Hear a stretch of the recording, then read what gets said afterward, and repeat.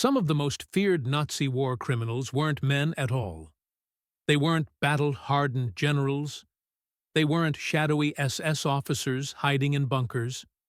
They were women. Young, ordinary-looking women who, in another life, could have been your neighbor, your classmate, or the girl working at the corner shop. But inside the walls of a concentration camp, they became predators. They carried whips. They set dogs on prisoners. They decided with a single nod who would live and who would die. And when justice came, it came at the end of a rope. Before we dive in, this story will challenge everything you think you know about cruelty and human nature. Watch until the end, because the way it all ended will stay with you long after this video is over. The Last Walk, December 13th, 1945. A bitterly cold morning inside Hamelin Prison. 3 women walked slowly down a dim corridor, each step echoing against the stone walls. No crowd, no shouting, no chaos, just the quiet footsteps of Irma Grese, Elisabeth Volkenrath, and Johanna Bormann on their way to the gallows. They were not here by accident. These women had been SS guards at Bergen-Belsen, a name that had become a byword for human misery. Bergen-Belsen began in 1940 as a prisoner of war camp. By 1943, the SS had turned it into a concentration camp. Unlike Auschwitz, it didn't have gas chambers. Death came slower, but it was no less brutal. Starvation, disease, neglect so severe that thousands simply wasted away. When British troops entered on April 15, 1945, the scene was almost beyond belief. Over 60,000 survivors barely clinging to life.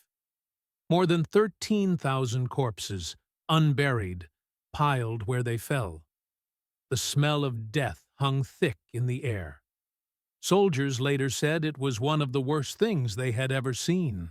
And among the survivors were stories of guards, including women who had been as cruel as any man in uniform. The women of the SS across the Nazi camp system. Around 3,600 women served as guards. Bergen-Belsen had dozens at a time. Most were trained at Ravensbrück, the SS women's camp, and sent to control female prisoners. You'd think women might show compassion. But survivors told a different story. These women had authority, and they used it. They beat prisoners without mercy. They withheld food. They selected people for transport, knowing it meant death. At Belsen, 3 names stood out. Irma Grese, the beautiful beast. Just 19 when she joined the SS. Blonde, young, smiling on the outside, sadistic on the inside. At Auschwitz, she carried a whip and a pistol. Survivors swore she set dogs on prisoners for her own amusement. In March 1945, she was moved to Belsen. At her trial, she showed little remorse. In fact, she almost looked bored. Elisabeth Volkenrath, the chief female overseer. If Grace was flamboyant cruelty, Volkenrath was cold efficiency. She gave orders, organized punishments, and took part in selections for death with mechanical precision.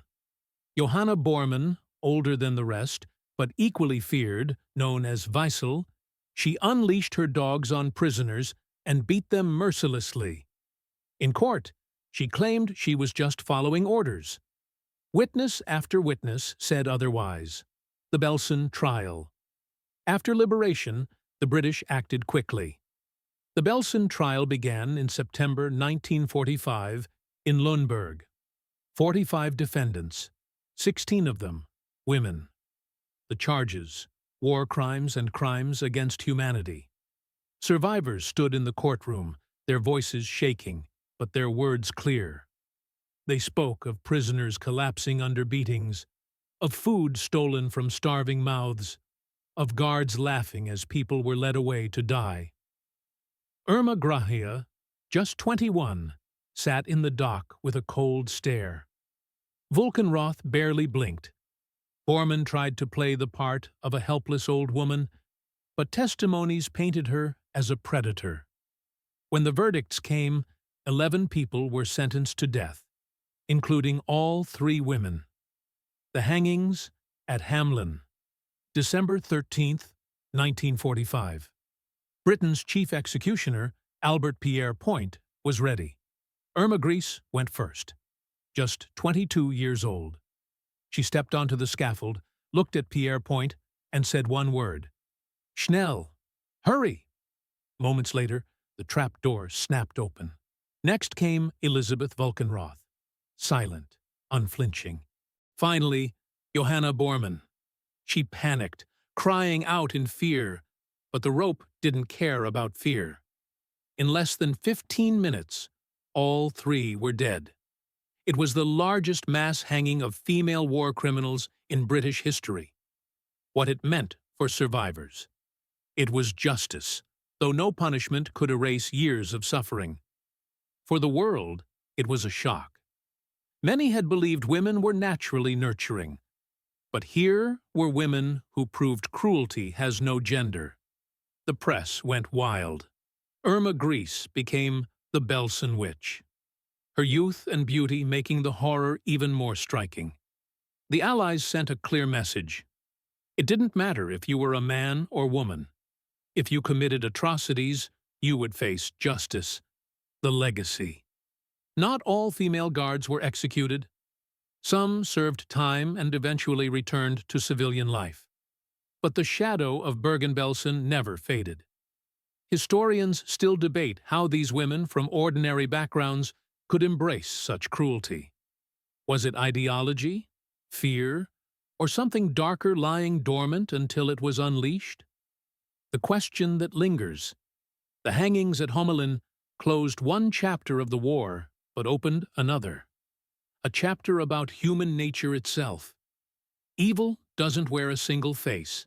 It doesn't belong to one gender, one country, or one uniform. It can hide behind a smile. It can live next door.